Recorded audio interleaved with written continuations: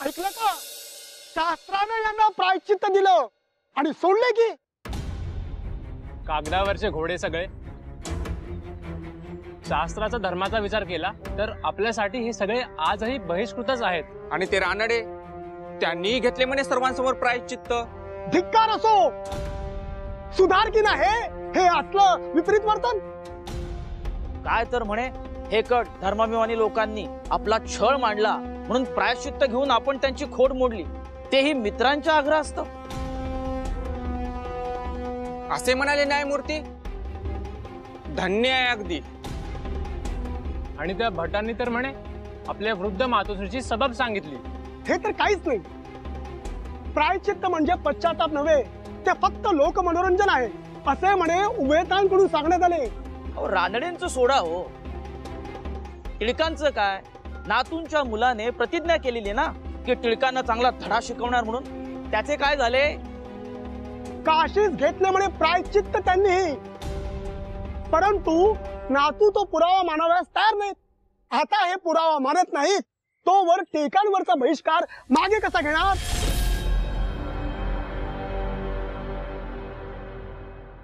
कसं होईल माझ्या पोरीच्या लग्नाचं? लग्नाचा मुहूर्त जवळ आलाय, बाकी सगळी तयारी झालीये, पण लग्न लावायला गुरुजीच मिळत नाहीयेत। आधीचे गुरुजी तोंडही दाखवायला तयार नाहीत, गेले ते गेलेच। परमेश्वरा, कसली परीक्षा बघतोयस रे बाबा? बोला। मी उपाध्याय, न्यायमूर्ती रानडेंनी मला पाठविले आहे। होय, काय काम काढलत? तुम्हाला उपाध्यायांची गरज आहे आणि घरात मुलीचे कार्य काढले आहे असे कळले म्हणून। अगदी बरोबर ऐकलंत तुम्ही, परंतु आज कुठलाही मुहूर्त नाही आणि लग्न तर आज नाहीच नाही। अहो, असं काय करताय? मुहूर्ताची अक्षत ठेवायला जायला नको का? मुहूर्ताची अक्षत ना द्या ना, मी कुठे थांबवलंय? पण ही कसली रीत आहे? दर्शनास म्हणून जायचे आणि अक्षत ठेवून परत यायचे, इतकी साधी गोष्ट। आता सोहळा कसला करताय? अहो पण मी तुझे या बाबतीत काहीही ऐकायचो नाही। हे असलं वाजंत्री, ताशा आणि मिरवणुका मला जमायचं नाही। ठरलं म्हणजे ठरलं, चर्चा नको। घरातलं पहिलं कार्य आहे, सगळं काही रीतीला धरून व्हायला नको? माफ करा, मी लहान तोंडी मोठा घास घेत असेन कदाचित, परंतु या ग्रामण्याच्या काळात जरी तुम्ही उभयत आणि अक्षता दिलीत तरी त्याचा गाजावाजा झाल्याशिवाय राहणार नाही। पण मग आता काय करावं म्हणताय? यावर मार्ग म्हणजे तुम्ही तुमच्या मूळस्थानी कोकणात जाऊन अक्षत करू शकता। नाही, अजिबात नाही। म्हणजे या रिकाम टेकड्या पुणेकरांना घाबरून मी कोकणात जावं असं म्हणणं आहे का आपलं? जमायचं नाही। इतकंच असेल तर स्वतःच्या घरातल्या देव्हाऱ्यात मी अक्षत ठेवीन। का पण? का आपण सगळं असं चोरट्यासारखं करायचंय घरातल्या घरात? मामनजींचा श्राद्ध आपण चटावर उरकलं, मी काही बोलले का? नाही ना। मग आता लेकीचं कार्य सुद्धा असंच उरकून घेऊ म्हणताय? हे कसे करा बुवा, निमूटपणे गणपतीच्या मंदिरात अक्षत ठेवायला जा। तिथे कुणी काही हटकलं तर मी जवळच आनंदोद्भव थिएटरात बसलेला असेन सभेत। मला येऊन सांगा कुणाची काय हरकत आहे, मी पाहतो। चला येतो मी। थांबा गुरुजी, मला विचारायचंय काही।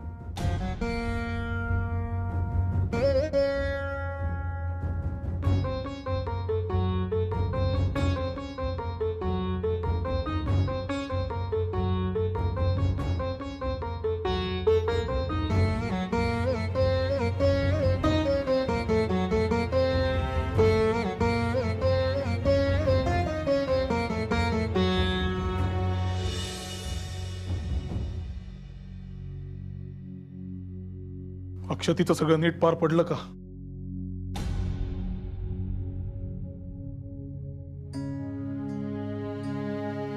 काय अर्थ या चिडचिडीचा? सकाळपासून पाहतोय तुझी धुसफूस आपली चालूच। तुझा त्रागा मला समजत नाही असे नाही, परंतु माझ्या सामाजिक आचारनीतीतले हे एक आद्य तत्वच होते.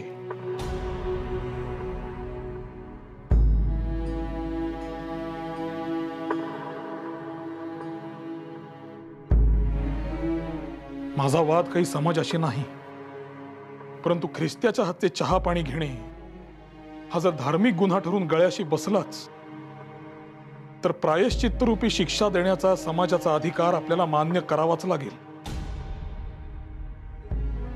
परंतु हा समष्टीरूप समाजाचा अधिकार जरी मान्य केला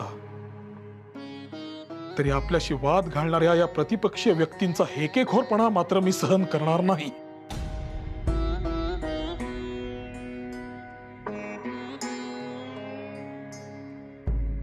तुमच्या कार्याच्या, तुमच्या विचारांच्या आड मी आजवर कधीही आलेली नाही.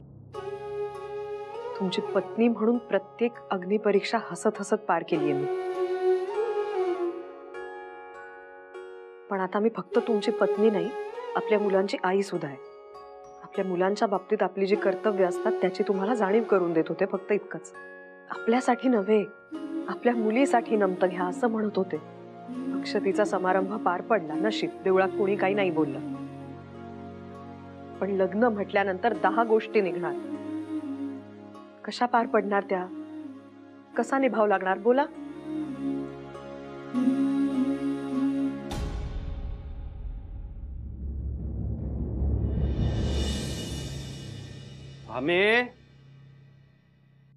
भामे, मामनजी पाणी दे जरा.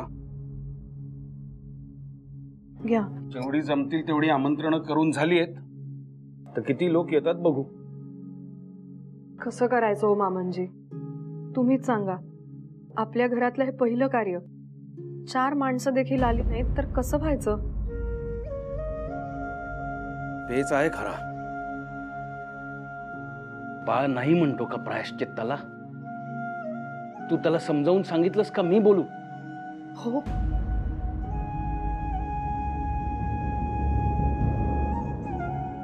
ऐकले. मुळात या विषयावर मला कोणी काही समजावणे लागतच नाही. प्रायश्चित्त घ्यायचं की नाही हा सर्वस्वी माझा प्रश्न आहे, मला ते कळते. बरं, आणि प्रायश्चित्त घ्यायचे झालेच तर ते मी कुठल्याही रीतीने, कुठेही नि कसेही घेईन. बाळ, बघितलं. आम्ही आणखी एक समस्या उद्भवली, ती आली का तुझ्या ध्यानात? आता कसली समस्या? सतत एक समस्या दूर होतीये तर नवीन उद्भवतेच आहे. माझे तर आता बाई अगदी हातपाय गळायची वेळ आली. काय झालं? अगं, बाकी सगळं करता येईल. अगदी उपाध्याय आला नाही ना तर पोथी घेऊन मी स्वतः बसेन तिथे मंत्र म्हणायला. पण आता घरात कार्य काढलंय, 4 लोक येतील, त्यांच्या स्वयंपाकाचं कोणी करायचं? ब्राह्मण आचारी आणायचे कुठून? अगो बाई, हे तर ध्यानातच आलं नाही माझ्या. आता हो मामनजी, म्हणजे मी आता मुंजीत बसू, ती तयारी करू का स्वयंपाक करू? आणि इतक्या माणसांचा स्वयंपाक व्हायचा तरी कसा माझ्या एकटीच्याने? कमीत कमी 4 हात तरी लागतील मदतीला. कसं व्हायचं? करूया करूया करू काहीतरी.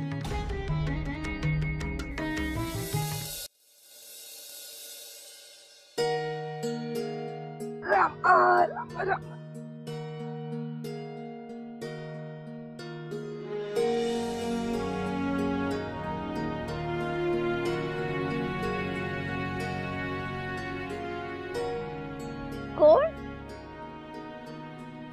भामे? भामे ग, ये बस बस बस. कशा आहात? मी मस्त. इतक्या वर्षांनी वाट कशी चुकली ग तुझी?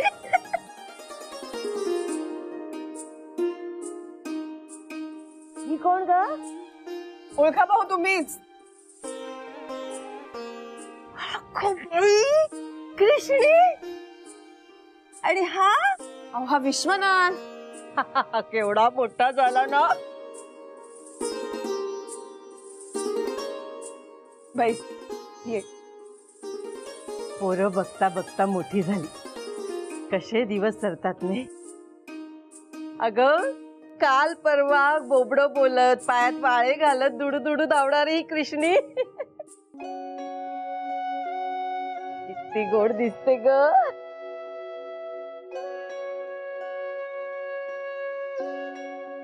मी मेली बोलत काय बसली. मला सांग काय खाणार तुम्ही? अहो आता कशाला खायला, काही नको, बसा तुम्ही. असं कसं? इतक्या वर्षांनी घराला पाय लागले तुझे, अशी थोडी जाऊ देईन. थांब बस, काहीतरी गोड घेऊन येते. इतकी गोड पोरगी माझ्या घरी आलीये.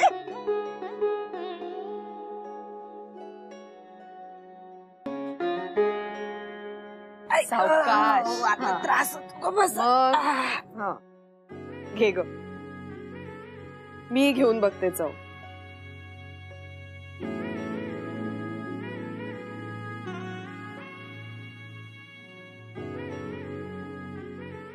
काकू, इतकी वर्ष झाली तरी तुमच्या हाताची चव जशीच्या तशी, काहीही बदल नाही त्यात. आजी छान झाली हो. धामे किती मोठी झालीस ग. बघता बघता लग्नाच्या पोरीची आई झालीस.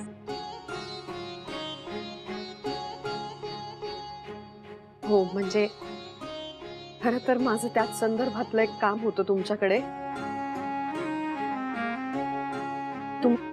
तुम्हाला विचारायचं होतं की तुम्ही कराल का? तुझं काम आणि माझ्याकडे बोल ना. आणि तुला कधीपासून माझ्या परवानगीची गरज लागायला लागली? नाही नाही तसं नव्हे, पण तुमच्या कानावर आल्याच असतील ना गोष्टी. घरात हे कार्य उभं राहिलंय आणि आमच्या कुटुंबावर असं. हो माहिती मला. कोणी आचारी मिळेना झालाय काकू, म्हणून तुम्हाला विचारायचं होतं की लग्नाचा स्वयंपाक तुम्ही कराल का? न करायला काय ग, आनंदानं केलं असतं. पण तुझ्याकडे येणाऱ्या पाहुण्यांना खानावळवाल्या विधवेच्या हातचा स्वयंपाक चालेल का? खरं आहे हो तुमचं, पण आता समोर इतके पेच आहेत ना की नक्की कुठला सोडवावा ह्याच विचारात मी असते. तुम्ही म्हणताय तो मुद्दा येऊन गेला होता माझ्या मनातही, पण आता कसं करावं काही सुचेनासं झालंय. अगं स्वयंपाक करायला काही नाही, सवय मला इतक्या पानांच्या स्वयंपाकाची. हाताखाली माणसं सुद्धा आहेत मदतीला, पण मी रांधलेलं वराड्याला चालायला हवं ना. करायला जायचो एक आणि व्हायचं एक. हे आहेच. बळवंतराव नाहीच म्हणतात का प्रायश्चित्तला? अहो तर काय सांगू मी तरी. प्रायश्चित्त घेणे हे तुरुंगवासाच्या शिक्षेप्रमाणे मानले तरी तो तुरुंग एका ठिकाणी नाही. तो असला तरीही तो बंदिस्त नाही, व बंदिस्त असेल तेथेही त्याचे अधिकारी ठरलेले नाही. कोठेतरी तुरुंगात जाऊन बसून आल्याचा दाखला असला म्हणजे झालं. आता या कामासाठी मी काय म्हणून मिशी उतरवून देऊ? कृष्णे कार्टे. छान हो छान. बामे काय आठवतंय का? काय काय मला पण सांगा ना. काही नाही. अगं कृष्णे, तुझी आई सुद्धा ना तुझ्या वडिलांची हुबेहूब अशीच नक्कल करायची. काय खरंच? गप्प बैस तू. हो काकू, आगाऊपणा दिवसेंदिवस वाढत चालला हिचा. आता लग्नाला आली तरी सुद्धा जरा म्हणून पोक्त पण नाही तिच्यात. कसं व्हायचं तिचं मला सतत काळजी लागलेली असते. तुझ्यावरच गेलीये, पोर कोणाची आहे?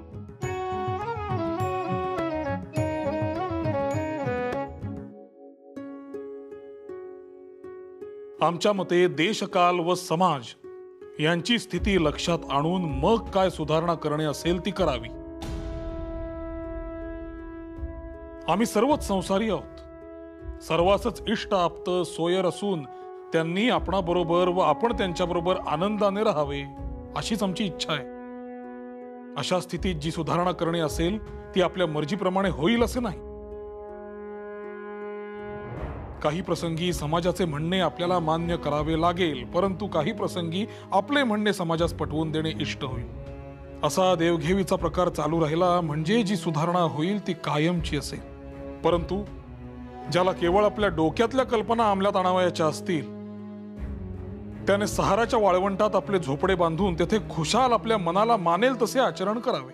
परंतु ज्याला समाजात रुजायचे आहे त्याने वर सांगितलेल्या तडजोडीच्या प्रकाराचा स्वीकार केला पाहिजे. आणि म्हणूनच आम्ही आधीच सर्व काशी यात्रा करून काय ते प्रायश्चित्त घेतले आहे.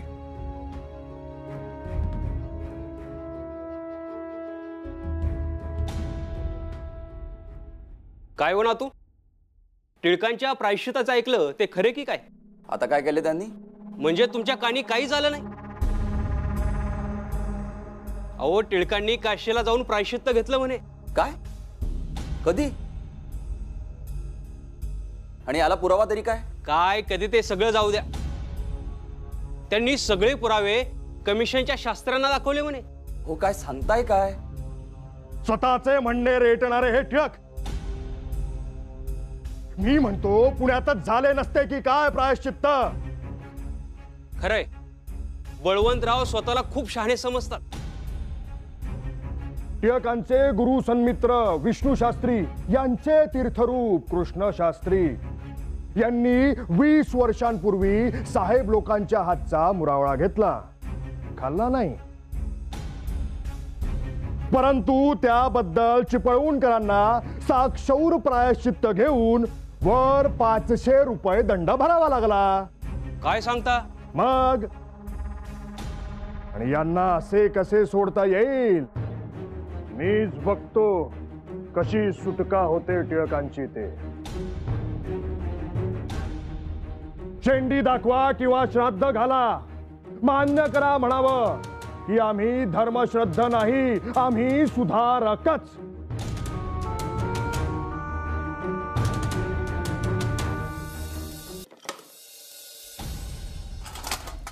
पुरे झाला. आम्ही किती तो त्रागा करतेस? अशाने तुला त्रास होणार आहे, फक्त समस्या सुटणार आहे का? बैस आता शांतपणे इथे किंवा झोप. 3 दिवसांवर येऊन ठेपलंय कार्य. इथे पावला पावलावर माझ्या समोर पेच आहेत, ते सोडवता सोडवता नाकी नऊ येत आहेत माझ्या. आणि तुम्ही म्हणताय विचार करू नकोस म्हणून. मुळात मी कुठेही चुकलेलो नाही. आणि मी जर माझं प्रायश्चित्त घेतलं असेल तर माझ्या मुलीच्या लग्नात कुणीही अडथळा आणू शकत नाही. बरं तुला काय वाटलं होतं? लग्नाला कुणी येईल न येईल, पण बघ 250 पान उठतंय ना. धन्य झाली आता तुमच्या पुढे. अहो तेच तर म्हणतेय मी. 250 300 की किती पान उठणार, पण ते घालणार कोण? एकही आचारी यायला तयार नाही. कसं व्हायचं हे कार्य? भामे, ईश्वर वेळोवेळी आपल्या संयमाची परीक्षा बघत असतो. त्याच्यावर विश्वास ठेव. आणखी अख्खे 3 दिवस आपल्या हाती आहेत. सगळं जिन्नस येऊन पडलंय ना. झालं तर मग सगळं ठीक होईल. तू काळजी करू नकोस.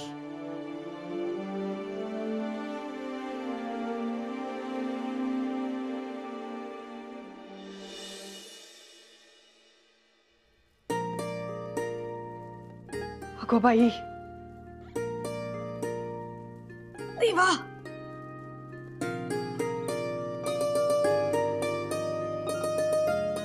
विश्वनाथ, ए विश्वनाथ, दिनू दादा आला का रे बाजारातून? ओटीचे खण आणायला पाठवलं होतं ना त्याला. अरे ऐकू जाते का? मला कुणीतरी हे पातेलं चुलीवरून उतरवायला मदत करा भाऊ.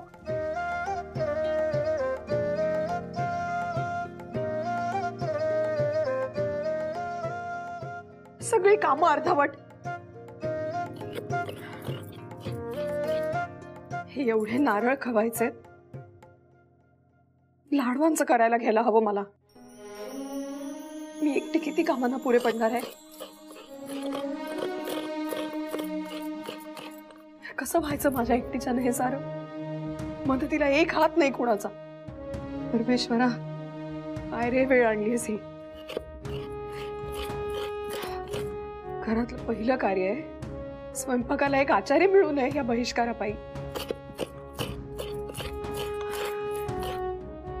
एरवी लग्न घरात सगळे नातेवाईक पाहुणे रावळे किती गजबज असते. हा हा म्हणता 10 हातांनी 100 कामं उरकली जातात. ते माझ्या एकटीच्याने 100 कामं कशी व्हायची आता?